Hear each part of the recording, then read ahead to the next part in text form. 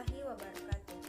Perkenalkan, nama saya Yola Yolanda, NIM 19052128. Baiklah, pada kesempatan kali ini saya akan menjelaskan tentang suku saya, yaitu profil suku Minangkabau, untuk memenuhi ujian tengah semester studi masyarakat Indonesia dengan dosen pengampu Dr. Novrian MPD.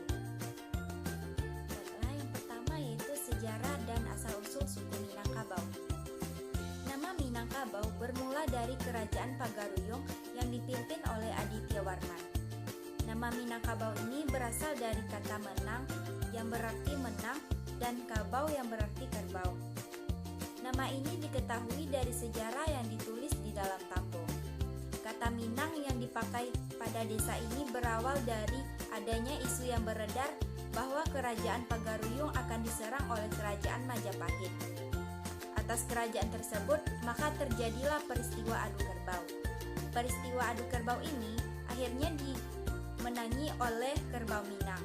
Kemenangan tersebut memunculkan kata Minang dan kabau, sehingga kedua kata tersebut dijadikan nama desa Minangkabau.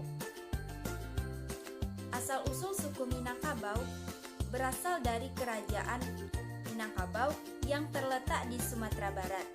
Suku ini terkenal karena adatnya yang matrilineal. Walaupun orang Minang sangat kuat memeluk agama Islam, adat basandi sarak, sarak basandikan kitabullah, yang artinya adat bersandikan hukum, hukum bersandikan Al-Quran, yang merupakan cerminan dari adat Minang yang berlandaskan Islam. Kemudian nilai-nilai luhur yang dianut. Yang pertama, nilai pandangan terhadap hidup. Tujuan hidup bagi orang Minangkabau yaitu untuk berjasa. Seperti Pusaka Minang mengatakan bahwa hidup bajaso mati bapusako. Jadi orang Minangkabau memberikan arti dan harga yang tinggi terhadap hidup. Yang kedua, nilai pandangan terhadap waktu.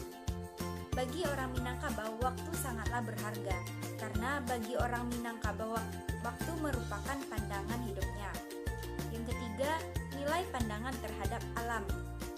Alam mempunyai kedudukan dan pengaruh yang penting dalam adat Minangkabau, karena dari fatwa adat Minang sendiri menyatakan bahwa alam hendaklah dijadikan guru, seperti pepatah Minang yaitu alam tak kambang jadi guru. Yang keempat yaitu nilai pandangan terhadap kerja. Masyarakat Minangkabau sangat menghargai kerja, karena bagi orang Minangkabau sendiri kerja adalah sebuah keharusan. Karena dengan bekerjalah orang-orang sanggup meninggalkan pusaka bagi anak kemenakannya. Seperti pepatah, hilang rano dek penyakit, hilang bangso indak barane, yang artinya harga diri seseorang akan hilang karena miskin. Oleh sebab itu, bekerja keras salah satu cara untuk menghindarinya. Selanjutnya, yang kelima, nilai pandangan terhadap sesama. Dalam hidup bermasyarakat, orang Minangkabau sangat menjunjung tinggi nilai kebersamaan, seperti dalam kegiatan yang menyangkut kepentingan umum. Mereka sangat menjunjung tinggi musyawarah dan mufakat. Kemudian kesenian suku Minangkabau. Yang pertama yaitu tari Pasambahan, yang merupakan salah satu seni tari tradisional dari suku Minangkabau yang sangat khas. Pada mulanya tarian ini yang biasa dibawakan untuk acara penyambutan tamu. Selanjutnya tari piring, merupakan seni tari tradisional yang berasal dari kota Solo, Sumatera Barat. Yang ketiga sile. Sile ini merupakan warisan turun-temurun yang diwariskan oleh leluhur dari generasi ke generasi. Yang keempat yaitu randai. Randai ini merupakan permainan tradisional Minangkabau yang dimainkan secara berkelompok yang membentuk lingkaran. Dan yang terakhir yaitu selawat dulang. Selawat dulang atau biasanya dikenal dengan salawet talam yang merupakan sastra lisan yang bertema Islam khas Minangkabau. Selanjutnya pakaian adat suku Minangkabau. Yang pertama pakaian adat wanita Minangkabau, yaitu pakaian gundukanduang, yang merupakan pakaian adat yang dikenakan oleh para wanita Minangkabau yang sudah menikah. pakaian adat Bundokandoang ini atau Limpape Rumanan Gadang memiliki desain yang berbeda dari setiap subsuku dan hampir sama mirip dengan baju adat Minangkabau anak. Akan tetapi, beberapa kelengkapan khusus yang pasti ada dalam pakaian-pakaian tersebut yaitu seperti tangkulua atau tingkulua, baju batabu, minsi, lamba atau sarung, salempang, dukua atau kaluang, gelang, dan beberapa aksesoris lainnya. Yang kedua, pakaian adat pria Minangkabau. Pakaian adat Sumatera Barat untuk pria bernama pakaian penghulu. Sesuai namanya, pakaian ini hanya digunakan oleh tetua adat atau orang tertentu saja, di mana dalam cara pemakaiannya pun diatur sedemikian rupa oleh hukum adat yang berlaku. Pakaian ini terdiri atas beberapa perlengkapan, yang diantaranya yaitu deta, baju hitam, sarawa, sesamping, cawe, sandang, keris, dan tuke. Yang ketiga yaitu pakaian adat pengantin. Selain dari baju Bundokandoang dan penghulu, ada pula jenis pakaian adat Sumatera Barat lainnya yang lazim dikenakan oleh para pengantin dalam upacara pernikahan. Pakaian pengantin ini umumnya berwarna merah dengan tutup kepala hiasan yang lebih banyak. Kemudian kuliner masyarakat Minangkabau. Yang pertama ada galamai, yang merupakan makanan yang terbuat dari tepung ketan atau yang disebut dengan pulot, gula merah, dan santan. Yang kedua yaitu lamang tapai, merupakan makanan manis yang terbuat dari beras ketan putih yang dicampur dengan kelapa dan sedikit pandan. Yang ketiga yaitu bubur kampiun. Nah, makanan ini merupakan bubur yang sangat khas karena bahan yang digunakannya lebih variatif. Yang keempat yaitu salalawa. Salalawa ini merupakan makanan yang juga begitu istimewa dari daerah Minangkabau. Makanan ini akan menghasilkan cita rasa yang gurih, renyah, serta harum aromanya karena terbuat dari bahan ikan segar. Selanjutnya yaitu nasi kapau. Nasi kapau ini sangat terkenal di kalangan masyarakat Minangkabau dan sekitarnya karena rasanya tidak kalah dengan rasa dari nasi rendang. Yang selanjutnya yaitu rendang, merupakan makanan khas suku Minangkabau yang paling terkenal. Kemudian objek wisata suku Minangkabau. Yang pertama yaitu ada Jam Gadang. Jam Gadang ini adalah salah satu ikon dari Padang yang terletak di Bukit Tinggi. Jam Gadang ini adalah ikon wisata yang merupakan peninggalan pada saat penjajahan Belanda. Yang kedua yaitu Istana Basa Pagaruyung. Istana Basa Pagaruyung merupakan sebuah istana yang menjadi sisa peninggalan kerajaan Pagaruyung di Sumatera Barat. Istana ini terletak di Kecamatan Tanjung Emas, Kota Batu Sangkar, Kabupaten Tanah Datar, Sumatera Barat. Yang ketiga yaitu Masjid Tuo Kayu Jawo. Masjid Tuo Kayu Jawo adalah masjid tertua yang ada di Minangkabau. Usia masjid ini sudah mencapai 400 tahun, bahkan lebih. Selanjutnya yang keempat Batu Angke-Angke. Batu Angke-Angke berada di Nagari Balai Tabu, Sungayang, Tanah Datar, Batu Sangkar, Sumatera Barat. Nah, yang kelima yaitu Danau Maninjau. Danau Maninjau ini dikenal sebagai danau terbesar kedua di Provinsi Sumatera Barat setelah Danau Singkara. Lokasinya berada di Kecamatan Tanjung Raya, Kabupaten Agam. Nah, yang keenam yaitu Pantai Air Manis. Pantai Air Manis merupakan tempat wisata di Padang yang sangat terkenal. Yang mana di sini ada legenda Malin Kundang yang dikutuk menjadi batu karena telah durhaka terhadap ibundanya. Di pantai ini terdapat batu yang menyerupai orang yang sedang bersujud.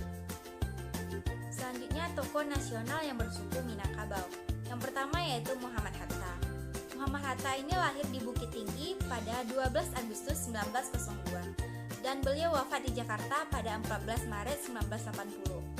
Hatta ini adalah pejuang kemerdekaan Indonesia, konseptor Pancasila, dan Undang-Undang Dasar 1945.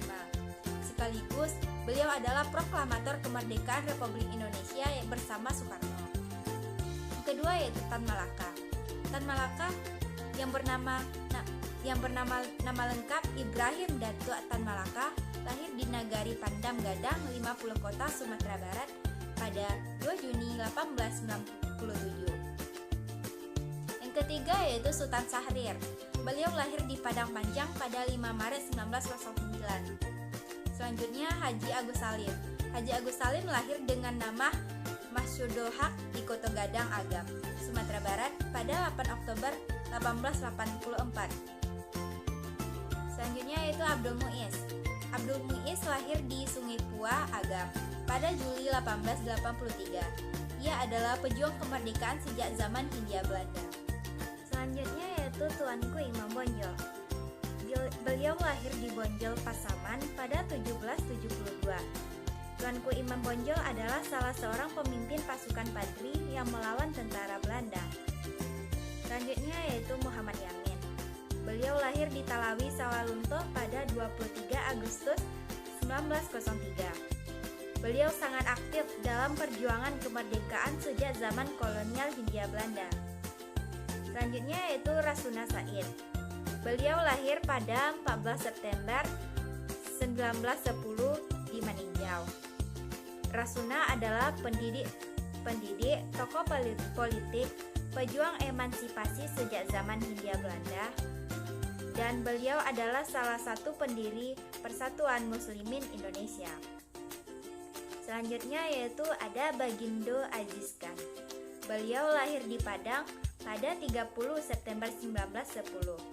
Ia adalah wali kota Padang di masa perjuangannya. Selanjutnya Muhammad Nasir.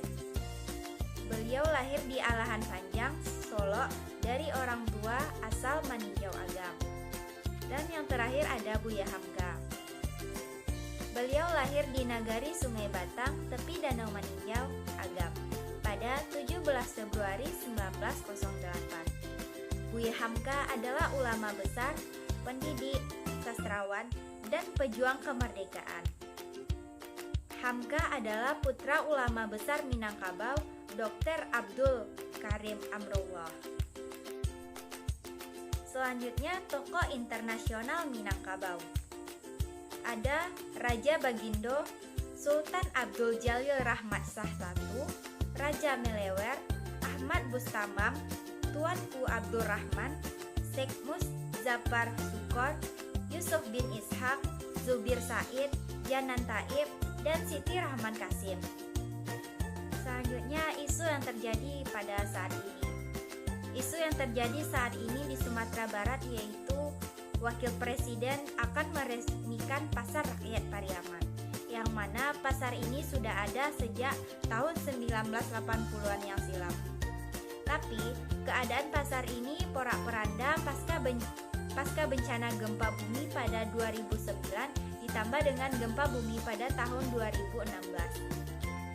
Wakil Presiden menyebutkan revitalisasi Pasar Rakyat Pariaman ini merupakan kerja lintas kementerian, yakni Kementerian Pekerjaan Umum dan Perumahan Rakyat, kemudian Kementerian Perdagangan dan Kementerian Koperasi dan UMKM. Pasar Rakyat Pariaman ini sudah memiliki rekam jejak sejarah yang panjang, bahkan sejak zaman Hindia Belanda. Pasar ini mampu bertahan dan masuk ke dalam program revitalisasi. Pasar Pariaman sendiri memiliki kurang lebih 300 kios.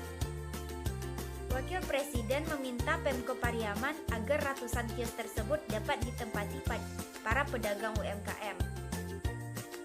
Wakil Presiden juga optimis bahwa Pasar Rakyat Pariaman ini dapat didorong menjadi objek wisata belanja di Kota Pariaman, supaya wisatawan yang datang ke Pariaman dapat mengakses produk asli masyarakat setempat seperti kuliner, souvenir, dan produk khas lokal lainnya. Itulah video presentasi tentang profil suku Minangkabau. Semoga presentasi tersebut dapat bermanfaat bagi teman-teman semua. Assalamualaikum warahmatullahi wabarakatuh.